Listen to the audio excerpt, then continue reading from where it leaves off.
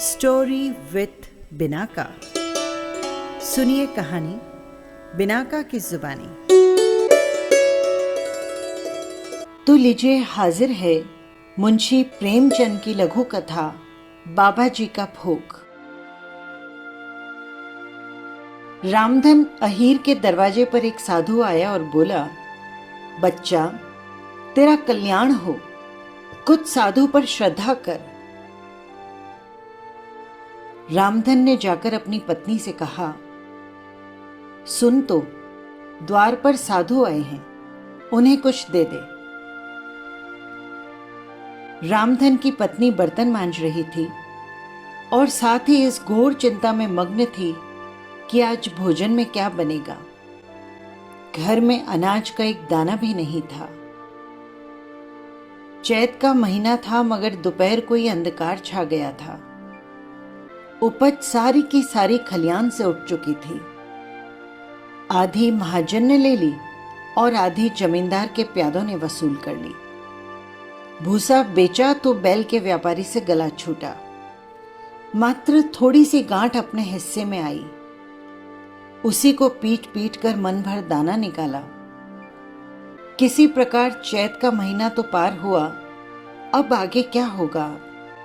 बैल क्या खाएंगे, क्या घर के प्राणी खाएंगे, ये तो प्रभु ही जाने। पर द्वार पर साधु आ गया है, उसे निराश कैसे लौटाएं? वो क्या सोचेगा अपने मन में? पत्नी ने कहा, क्या दूं मैं, कुछ तो नहीं है घर में। रामधन बोला, जा देखना मटके में, थोड़ा सा तो आटा वाटा मिल जाए तो ले आ। पत्नी बोली, मटके झाड़ पहुंचकर ही तो कल चूल्हा जला था, अब क्या बचा है उसमें? रामधन ने कहा, पर मुझसे तो ये नहीं कहा जाएगा बाबा को कि घर में कुछ नहीं है। अच्छा, एक काम कर, पड़ोस के ही घर से कुछ मांग ला। पत्नी ने कहा, मैंने अभी तक जिन लोगों से लिया उन्हें भी वापस नहीं लौटाया, अब और जाकर किस मुंह से कुछ मांगूं? कुछ याद करके रामधन बोला, अच्छा सुन, देवताओं के लिए कुछ अंगोवा निकाला है ना, वही ला दे आता हूं। पत्नी ने पूछा, अगर वो दे दोगे तो देवताओं की पूजा कहां से होगी? रामधन ने कहा, देवता मांगने तो नहीं आते, समाई होगी तो करना, न समाई हो तो मत करना। पत्नी ने पूछा, अरे तो कुछ अंगोवा भी पंसेरी दो पंसेरी है क्या? ज्यादा से ज्यादा आधे सेर, इसके बाद क्या फिर कोई साधु नहीं आएगा? और अगर आया तो उसे तो उत्तर देना ही पड़ेगा ना। रामधन ने जवाब दिया, अरे ये बला तो टलेगी, फिर की फिर देखी जाएगी। उसकी पत्नी झुंझला कर उठी और एक छोटी सी हांडी उठाकर ले आई, जिसमें मुश्किल से आधा सेर आटा था। वो गेहूं का आटा बड़े यत्न से देवताओं के लिए उसने रखा था। रामधन कुछ पल खड़ा सोचता रहा, तब आटा एक कटोरे में रखा और बाहर जाकर साधु की झोली में डालाया। महात्मा ने आटा लेकर कहा, बच्चा, अब तो साधु यहीं रमेंगे, जरा थोड़ी सी दाल दे तो साधु का भोग लग जाएगा। रामधन ने फिर आकर पत्नी से कहा, संयोग से दाल घर में थी। रामधन ने दाल, नमक, उपले सभी जुटा दिए और फिर कुएं से पानी खींच लाया। साधु ने बड़े यत्न से बाटियां बनाई, दाल बनाई और आलू झोली से निकालकर उसका भुर्ता बनाया। जब सारी सामग्री तैयार हो गई तो रामधन से बोला, बच्चा, भगवान के भोग के लिए कौड़ी भर घी चाहिए।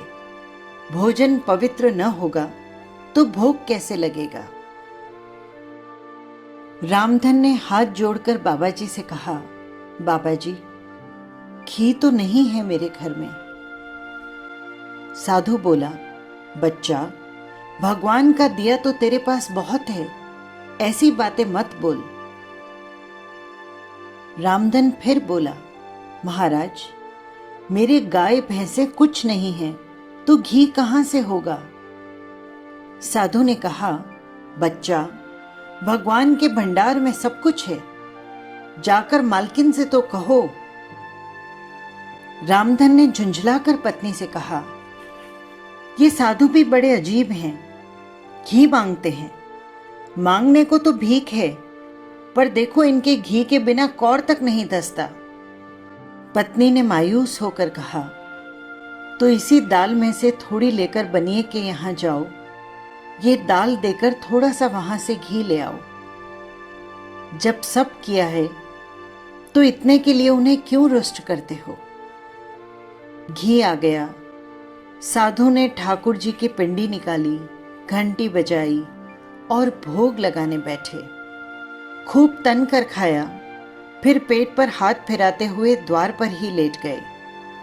थाली, कटोरी और कुल्छी रामधन मांजने के लिए घर में उठा लाया।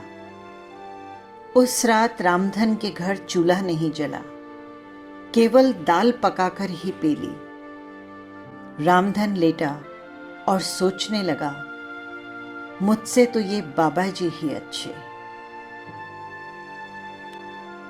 बस यही थी छोटी सी कहानी। फिर मिलेंगे किसी नई कहानी के साथ। नमस्कार।